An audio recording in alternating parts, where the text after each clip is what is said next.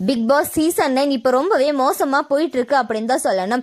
Recent எபிசோட்ல எல்லாமே contestant அவங்களுக்குள்ள சண்டை போடுறது, கத்துறது, ஆபாசமா பேசுறது, அது மட்டும் இல்லாம மைக்க மறைச்சு பேசுறது, இந்த மாதிரியான செயல்களை தான் திரும்ப திரும்ப செஞ்சுட்டு வராங்க.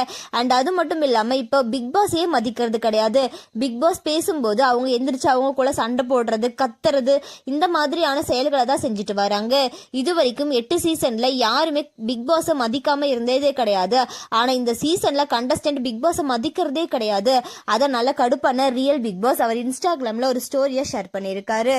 அதுல அவர் என்ன சொல்லியிருக்காரு அப்படின்னா, பிரபஞ்சம் இப்பொழுது எனக்கு எல்லா நிலைகளிலும் பொறுமையை கற்றுக் கொடுக்கிறது என்று நான் உறுதியாக நம்புகிறேன் அப்படின்னு சொல்றாங்க. கண்டஸ்டன்ட் பண்றது எல்லாமே பிக் பாஸ் ரொம்பவே பொறுமையா தான் ஹேண்டில் பண்ணிட்டு இருக்காங்க.